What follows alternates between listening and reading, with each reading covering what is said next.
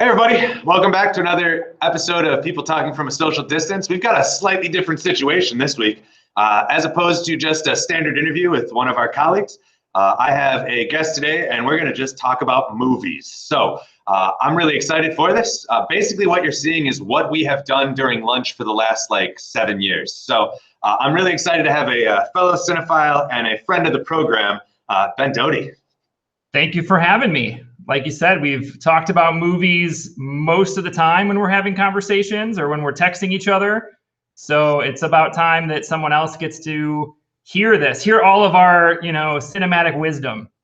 Yeah, and I think that should be made clear to all the audience. It was difficult, I know it was for me, and I'm sure it was for you as well, to limit ourselves to the movies we're going to talk about today. Oh, for sure, for sure. When we're talking about the 2020 releases, I looked back at, all right, what have I watched from 2020? And I counted up in the 40s, 40 2020 releases. Now, some of those are short films, but that's a lot to choose from when you're narrowing it down to a top 5. So I've got a list that I think will work well for our audience, our colleagues, some films that they might enjoy and that are generally accessible on streaming services that they're already subscribing to. I could certainly have created a separate top 5 altogether, but I think this will be enjoyable. Hopefully, we give some movie recommendations for our friends and colleagues.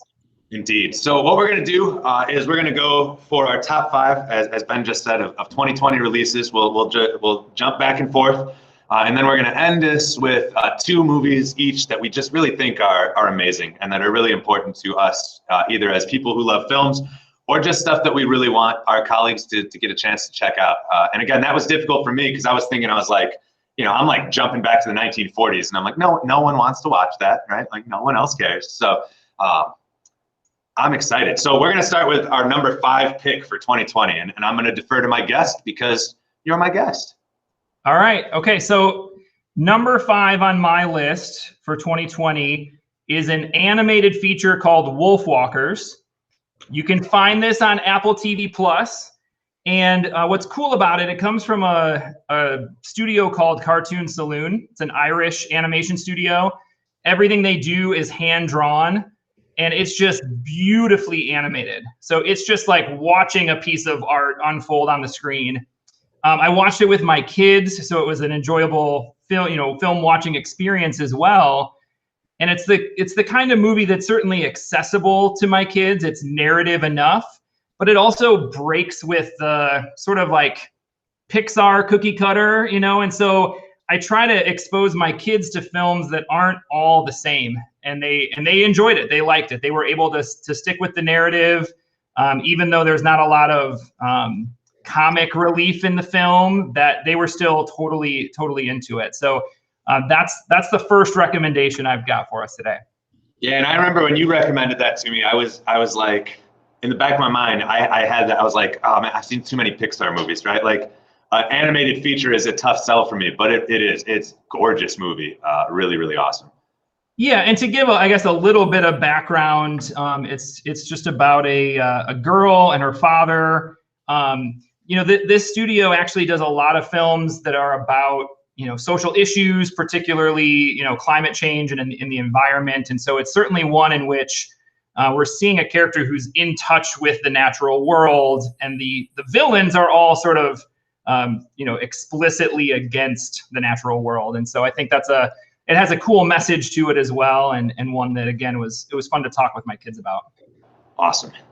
So my number 5 pick, and we've talked about this before. It's been the last few years, I've definitely dove more into the documentary filmmaking sector because we've talked before, and I'm always like, I need a narrative, right?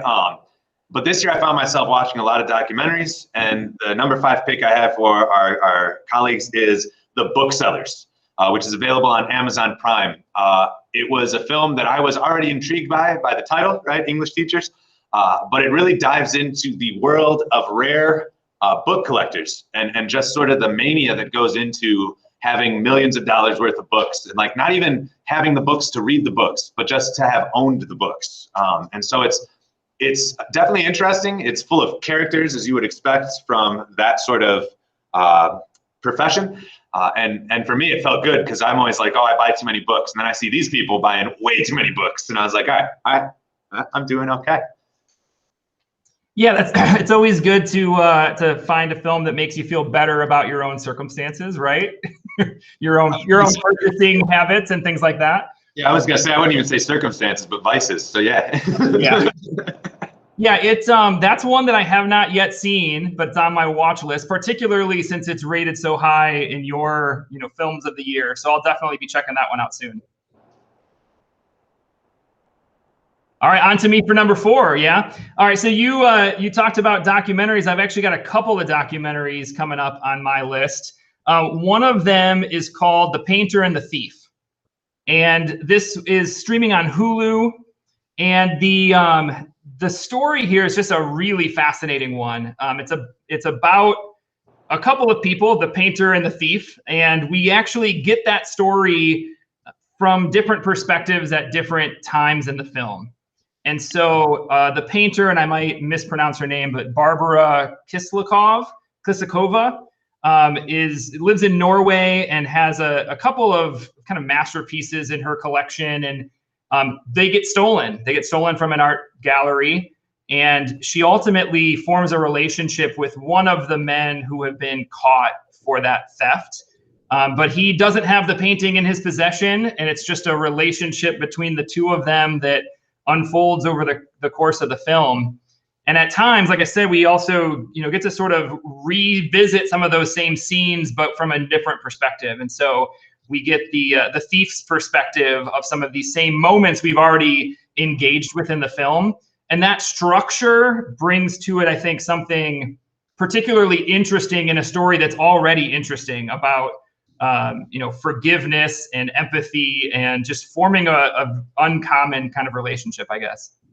Yeah, this is another one where you were like, check it out. And I was like, I don't know. And then I started watching and I was like, holy cow, this is great. It made me think, because of that idea of like seeing it from the different perspectives, and I had to shoehorn this movie into our conversation somehow, it definitely gave me some Citizen Kane vibes in terms of how it's structured. And so I am a mark for anything Orson Welles ever did.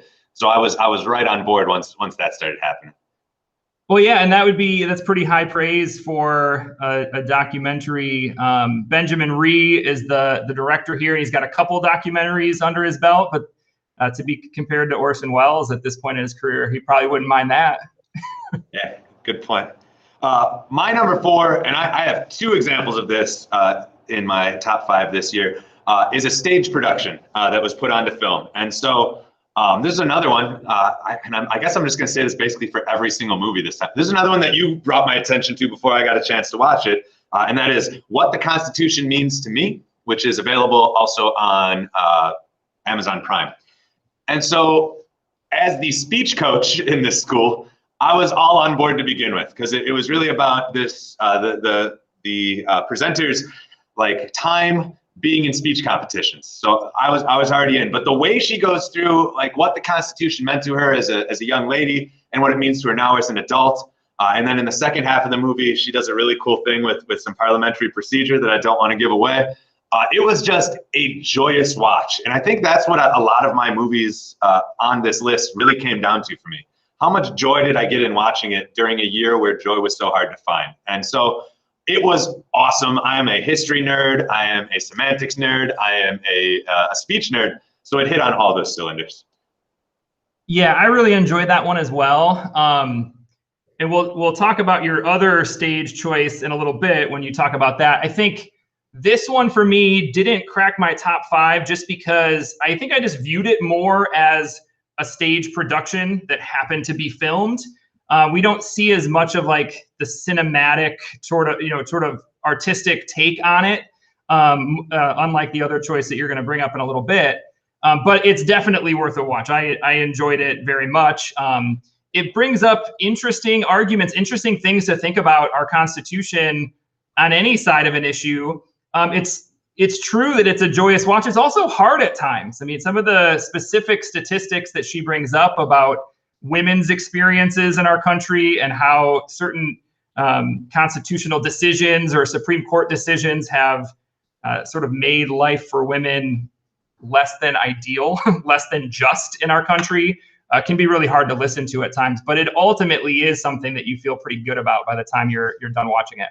Yeah, and I think, I guess that also fits into it. I have always been someone who wants to question the way we view these types of things, and so you're right. There's definitely some heaviness to the topic, but the way that she approaches it and just her charisma, and I think that's because I agree with you. It's not very cinematically engaging, but she's so engaging, and the topic is so engaging, and I think that really just shone through in my viewing of it.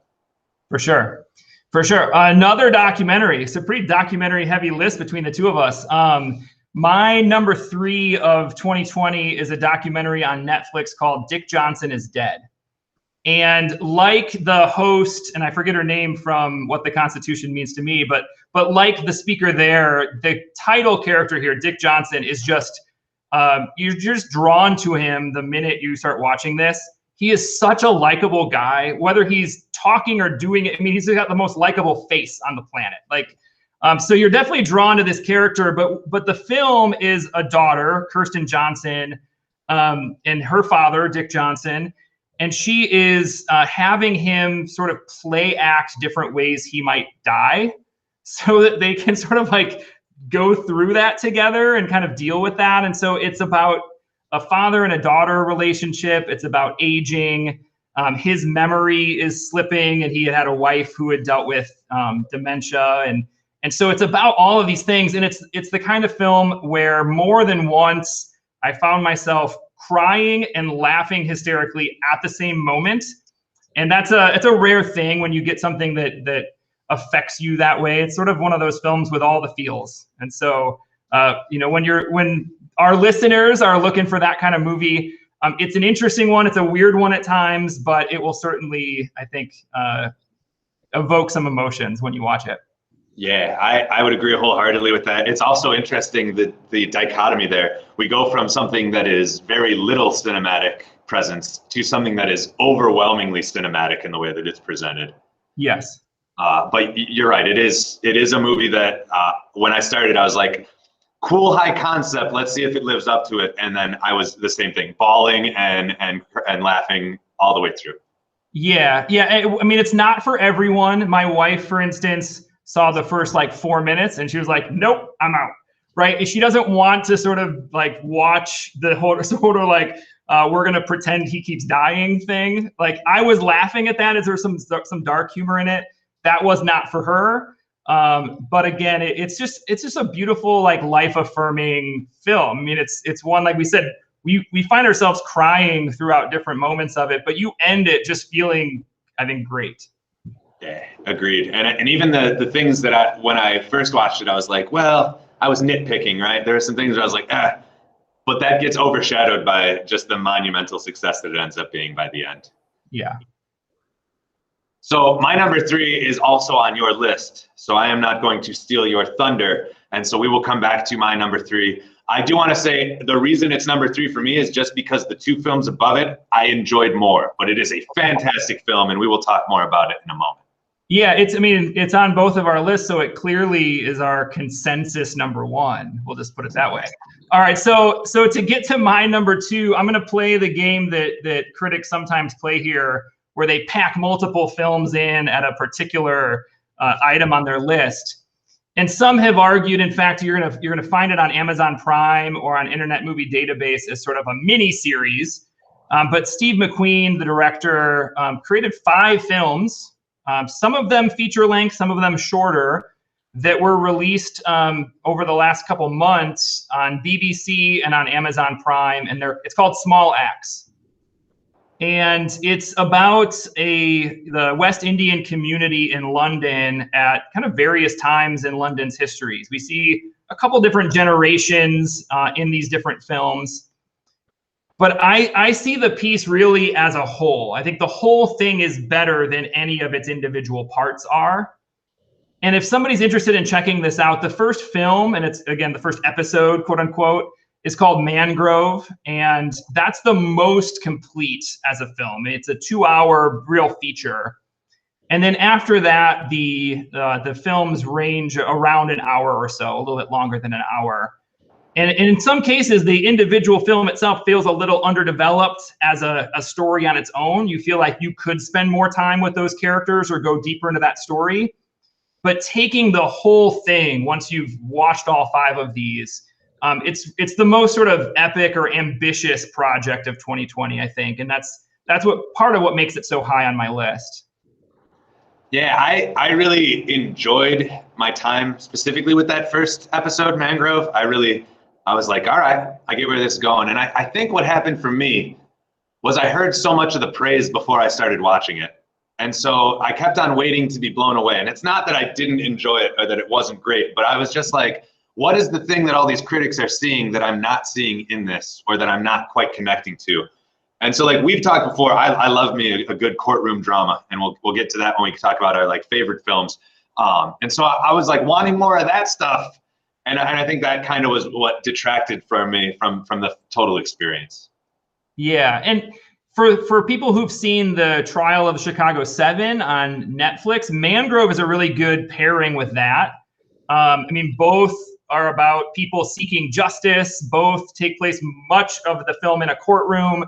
And I think we've talked about, I mean, Aaron Sorkin's writing is great. His directing, maybe not so much. You find a better directed film in Mangrove, in my view, but probably, you know, audiences will be more pleased overall with Chicago 7.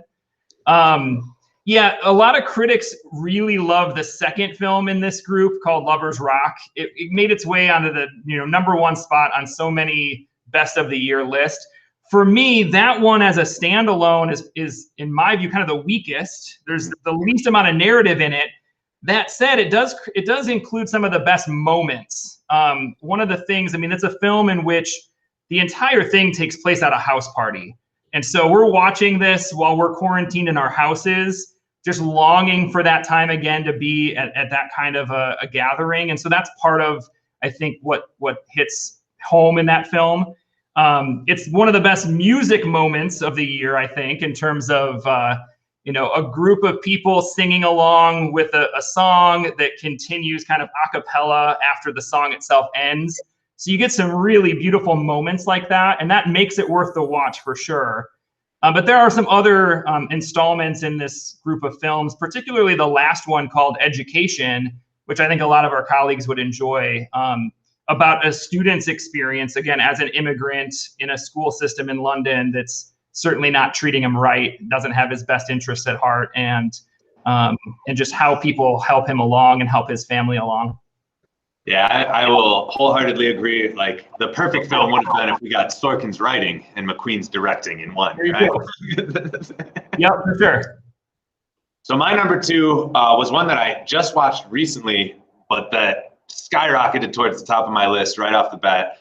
Anytime you bring in frontier baking, you know that I'm going to enjoy it, right? And so my second film, and this one I don't think is available on any streaming platforms, but it is available on DVD already, is First Cow. And so it's a plot, like the plotting is a bit slower than some people might want. I wonder what her mud budget was for this film, because everything, it's like she has films that are very much the Pacific Northwest during the time of like settlement and frontiersmanship.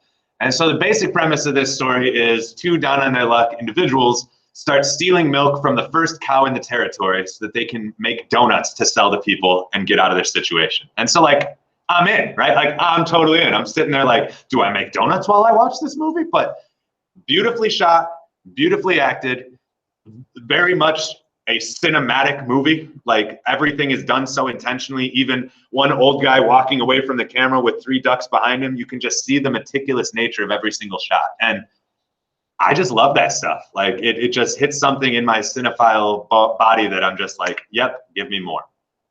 Yeah, I think the viewers will like to know that. So I rented that from the library, the public library, and I watched it one night. And I brought the disc to Greg the next day. And I got a text from him later that just says, "You had me at oily cakes." And I knew he would like it. I knew that both the baking aspect, but then of course, like you said, the meticulous filmmaking it is, like you said, slower for some people. That said, my kids were, drawn to the screen. I didn't watch the whole thing with them or sit down to watch with them, but they came into the room as I was in the middle of watching it, and were kind of drawn into it and just saying like, well, what's he doing? What's going to happen next?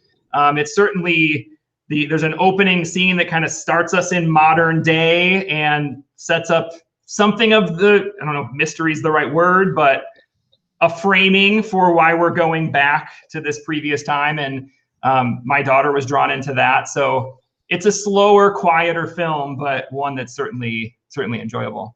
And I like that the quieter aspect. And I think that goes much like you were saying with Small Axe and like the quarantine aspect, it's outdoors, it's in nature, but it's very quiet, it's very contemplative. And I think in a year where we couldn't really do that as much, I think that really hit home as well. Yeah. Yeah, and that, I guess, takes us to my number one, which doesn't sound like a quieter film from the title, but it is. It's called Sound of Metal. It's on Amazon Prime. And the title is not inviting, for most people anyway. And even the image that'll come up on your screen as you're scrolling through films, it's not going to catch most people's attention, as we have a shirtless Riz Ahmed with frosted tips in his hair sitting at a drum set. It's about a drummer in a heavy metal band, a kind of two-person heavy metal band with his girlfriend. And early in the film, we see that he is quickly losing his hearing. And that's really what the film is about. It's about this guy trying to pursue his dream, the thing he loves, and losing his hearing. It develops just beautifully throughout the film in terms of giving him backstory and his relationship backstory without just hitting us over the head with that. Again, there are a couple scenes of heavy metal, but otherwise, given the fact that he's losing his hearing, it is a very quiet film. And the performances are just amazing. It's my number one film of the year by far for me. It was, kind of like you said for First Cow, that just jumped up there for you. As soon as I saw this, it was like, okay, this is the one that's going to stick with me. This is the one I'm going to want to watch again. This is the one I'll be advocating for when Oscar nominations come out. It'll probably get ignored, although Riz Ahmed is up for Best Actor for the Golden Globe, so that's promising. The performances in it are just awesome. It's just the realistic. I'm blanking on the one guy's name. Paul Raci is playing kind of like a counselor at a place where people who've lost their hearing are in community with one another, and just the scenes between him and Riz Ahmed are super powerful. Yeah. Yeah, 100%. That was what I had at number 3. And like I said, not at any fault of its own, just that I had so much of an experience with the other 2 I picked. I think everything you said, I would totally agree with. I think also the 2 things that really stuck out to me in that movie were, one, that it has so much more to do with addiction than it does with the music. And like how those 2 are connected. As a person who's played music most of my life as well, there is an addictive quality to that, being on stage and doing that thing. And the fact that he sort of like replaced one addiction with that, and now that's being taken away, was a real powerful story for me and for my viewing of it. The other thing that I thought was really interesting is, in terms of the plot, which I'm not going to spoil anything, it goes exactly where you think it would go, but I was still intrigued and like taken off guard by it going to those places. And like, that's not easy for a film to do. And when you kind of already get where it's going, but you're still like, whoa. Right, like that last scene, and again, we don't need to spoil anything. I knew where it was going, but I was still like, wow. Yeah, and I think part of that too is, for me anyway, there were moments of maybe worrying where it could go, and then it didn't do some of those things that are more cliche or obvious. And even though, like you said, by the time you get to the end, you do have that feeling of like that's of course where this was moving, right? But it avoids, especially in dealing with addiction, it avoids some of the gratuitous sort of addiction scenes that you would get in some other film. And so again, it's quiet and contemplative, and it's about being okay with yourself in silence. And it's just like, again, a character who we're drawn to and we're rooting for, and we want to see if he's going to make it through this. And we maybe even imagine ourselves how we would react. Although I have never experienced anything like what this character is experiencing, I lost my sense of smell when I had COVID back in November, on November 11th. And we're talking on February 11th, and my full sense of smell has not returned. And that is nothing like losing one sense of hearing or sight, of course. It's not as debilitating as that, but there is an emotional quality, to our senses. And when we're missing those, it can be hard to cope with that, even as we're able to do our normal duties. And so I could imagine how much worse it would be for somebody who is pursuing a dream as a musician, and like you said, is losing that thing that's keeping him sober, really. In any other year, it's John Magaro and Riz Ahmed for Best Actor, right? Like those are 1 and 1A, the main character in First Cow and the main character in The Sound of Metal. Yes, but with Chadwick Boseman giving an awesome performance in Ma Rainey, we all know that he's going to win and should win, for that role. 100%. And that leads me to my top film of 2020. Which is, again, interestingly diametrically opposed to what we see in Sound of Metal. And so this movie brought me the most joy this past year. It was one that I watched multiple times because of how joyous it was. And as someone, as I've already said, who is interested in music, it is just an astounding accomplishment. And so my favorite movie of 2020 was David Byrne's American Utopia. And so what it is a stage production of David Byrne doing Talking Heads hits and newer music, built around a band that is involved in every aspect of it, dancing around, playing the music, percussion, different instruments. And it is just so much fun, and it is so deep. And you get the moments where they start playing Burning Down the House, and you're just like, yeah, because, if you're a fan of Talking Heads, you're gonna love this movie. And I just cannot really put into words entirely how much of a joy this film was to watch, and how much I really, really, really enjoyed it. Yeah, this is one that even if you're not a fan of Talking Heads, you're going to enjoy it. I went into this, I know of David Byrne, I'm familiar with some of the music, but I've never been like a huge fan or anything like that. And so I went into this having heard some good things about it. I turned it on, I was drawn in instantly because it's dramatic in its opening in particular. It's not just music. It's not just a concert film. It's also a show that he's putting on, right? And that his band is putting on. It's beautiful to look at. Unlike the one we talked about before, What the Constitution Means to Me, this is directed by Spike Lee. So there are things he does with the camera that gives us a new angle on this that you would not get from sitting in the audience. And so I've heard some critics who actually got to see it live also watch the film, and it's a totally new thing because you've got a director like Spike Lee who has some really interesting things to do with it. Yeah, and I think that was because I know we were texting when I was putting together our list, and I was like, I want to put Spike Lee on here because like the Five Bloods and like there's so much stuff he did good this year, and then I was like, oh wait, he also directed this. So yeah. I was excited to be able to include him. I think the other thing that really stands out is, and like you said, it's more than just a concert, it's an entire show. The idea he's presenting is so important during a global pandemic, right? Like the connections we make and the way our brains sort of either build on those connections or we lose some of them if we don't use them anymore. Like that's just an astounding way to format a musical show, right? Like there's such a deep philosophical end to it on top of great music and joy that happens throughout every frame of the film. And so I don't know, when something can do double duty like that, I guess it just rockets to the top of my list. Yeah, this was another one that I didn't sit down and watch with my kids, but they came in and saw parts of and were totally drawn to it. It's beautifully shot and it's beautifully staged. My kids continued to wonder why everyone on the stage was barefoot. So I mean, there's things like that. It's definitely worth a watch. I think that one's on HBO Max. For those who subscribe to that, you'll be able to stream that. It's even if that's not your kind of music, I think you're going to find yourself drawn to the film. Yeah, and so before we get into some of our favorites, I do think, which should be clear, and I think we've shown this through the variety that our two lists shown, But 2020 might not have been a great year for going to the movies, but it was definitely a great year for movies. Yeah, absolutely. I mean, 2019, we're coming off a great year in 2019 for movies, I think.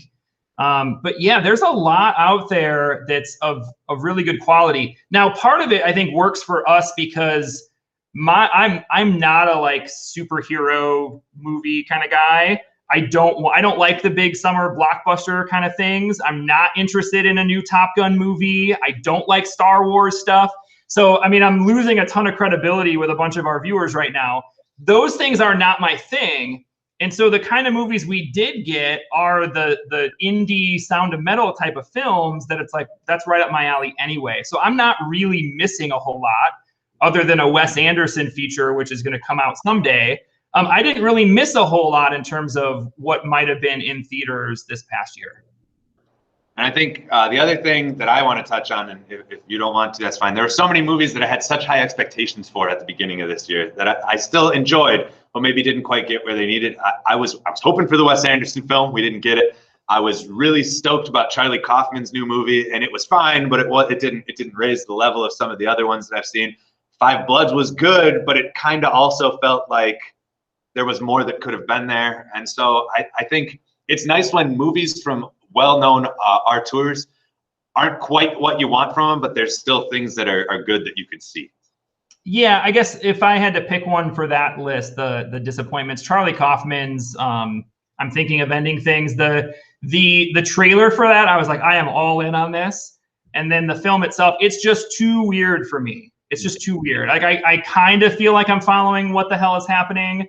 But then it ends even weirder than you think it possibly could. And so, I mean, Charlie Kaufman does that, but he's the kind of filmmaker where some of my favorites, are on his list. We're talking, Eternal Sunshine is one of my favorite films, right? And then there's this, and it's just not accessible enough for me. I'm a huge mark for Being John Malkovich. Yeah, that's great too. Adaptation. There's a lot of great films that he's made. But this, in my view, wasn't one of them. So I think that's a good place for us to shift gears ever so slightly. And again, for those of you who know, I love old movies. And so when we first started putting this together, I was like, well, why don't we do our favorite top fives? And then Ben, you were good enough to say, like, no one's going to care about most of those movies, which is a very valid point. So we're going to talk about some of our favorites. We're not going to pick some of the movies that are obviously at the top of the list. Like, I think we both love Citizen Kane, but I don't think either of us are going to talk about it. I think we both love Casablanca, but I don't think we're going to talk about it. So this is not to say that other films aren't great. These are just two films that if you want to know more about our view on films or films that are important to us, we would love to offer you as a starting point. So I'm going to go first this time. Sure. I talked about how I love courtroom dramas. And there's one courtroom drama that I advocate to every person ever. And that is Inherit the Wind, which is a movie about the Scopes Monkey trial. It stars Spencer Tracy, Frederick March, Gene Kelly. There is not a single moment of this film that doesn't make you go, oh, in the best possible way, right? Like, it is just, Spencer Tracy could be playing a bucket and would still be compelling. Like, Frederick March is one of the best, most chameleon-esque actors that have ever existed, and Gene Kelly playing a fictionalized version of H.L. Mencken is something I could watch every single day of my life. So I cannot speak effusively enough of how good this movie is and how quotable it is and just how much it hits me every time. I've watched it like 20 times and I still get hit by it every time I see it. Yeah, you recommended this to me, so I've seen it in the last few years. After you recommended it to me, it was the first time I had seen it. I don't think you're overselling it or overstating it at all. It is that good. It really is a great film.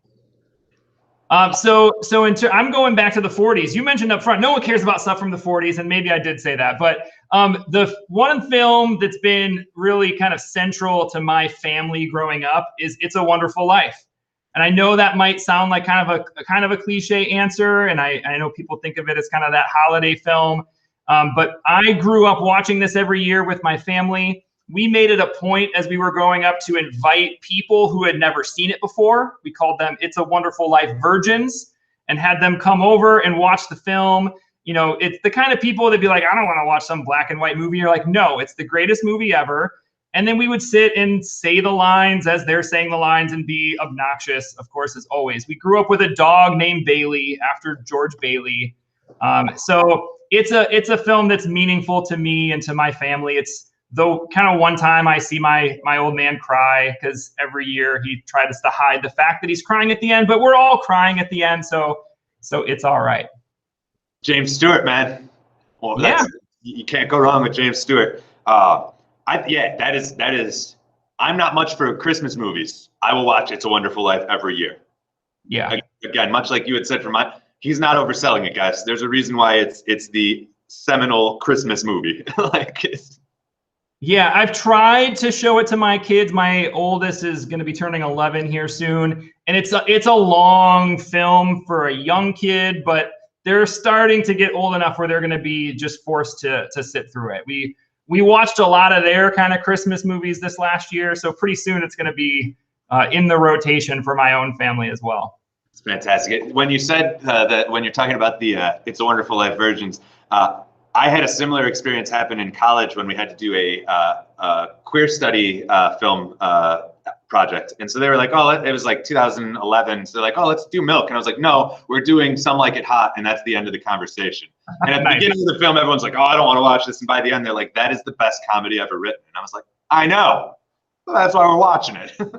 There you go. I'm going to go in a different direction for my second one, because I was thinking, and I had a lot of old movies. Like, I love film noirs. I love courtroom dramas. And you talked about 2019 being such a great year for film.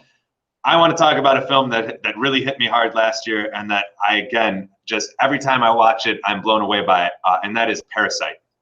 I know some people didn't quite like it as much as I did, but a movie that shifts genres as many times as this movie does and is still cohesive and coherent is worthwhile.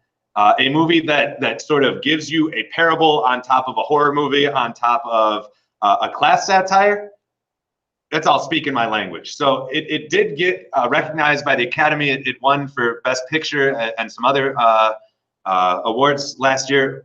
But it is one that if you have Hulu and you're like, oh, I don't know if I should watch it. It's amazing. It'll blow you away. Yeah, it is great, and it's one of those years where everyone can say, hey, the Oscars got it right.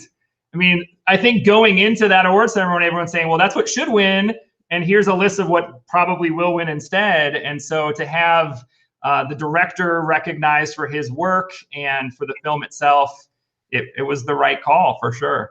And it's one of those things where you're like, are we going to get more foreign films? And then that didn't necessarily happen as much as you had thought. But it was cool to see the Oscars not only get it right, but finally realize that you don't just have to give a foreign film Best Foreign Feature.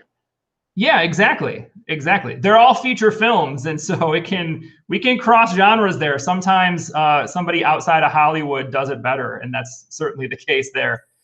All right, so for my other film that's just been meaningful to me, it's 1980s, The Blues Brothers. I think one time we talked about kind of the films that led us to be cinephiles, kind of the films that were instrumental in us really kind of noticing films in that sort of way. And for me, it was watching The Blues Brothers and then some other John Landis films from the 80s and recognizing this one guy is creating all of these hilarious movies. For The Blues Brothers, of course, you know, it's Dan Aykroyd, it's Belushi, it's the music, it's the likable characters, it's hilarious. It's the kind of film that my friends and I in high school were quoting to each other. I drove around a car. It wasn't quite a 1974 Dodge sedan, but it was close enough that I could call it the Bluesmobile. The family dog, who we just unfortunately had to put down, was named Elwood after Elwood Blues. So I've got two movies that I've had dogs named after, and it's these two movies. So that's my list. Movies that we name dogs after. I think, did I tell you the story of having watched the Blues Brothers so many times on television, and then seeing it on DVD and realizing how much of it had been cut out? Yes. Yeah, or how many crazy words they make up to like cover up the swear words. And this is another one where I'm excited to show this to my kids at some point. It's rated R, so I'm not showing it to my 5, 8, and 10-year-old at this point.